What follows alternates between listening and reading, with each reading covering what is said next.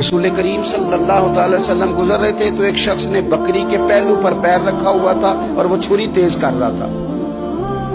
यानी बकरी को उसने गिराया हुआ है, लिटाया हुआ है और पहलू पर पैर रखा हुआ है और साथ साथ वो छुरी तेज कर रहा है। तो नबी पाक सल्लल्लाहु अलैहि वसल्लम ने क्या खूबसूरत बात इरशाद फरमाई।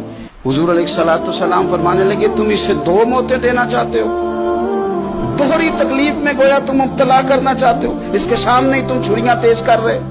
हुजूर फरमाने लगे, दो मौतें देना चाहते हो, चाहिए था कि पहले से ये सारे औजार तुम्हारे तैयार होते तो उस दिन किसी इमरजेंसी का शिकार ना हो। 3 दिन शरीयत ने इसीलिए तो रखे थे, इसीलिए तो वक्त रखा था। आप इस तरह का कोई माहौल ना बनाए जिससे जानवर को भी तकलीफ हो, अजियत हो।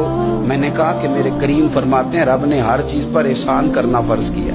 अच्छे तरीके से ज़िबा करें, छुरी को तेज करें, जानवर को आराम पहुंचे।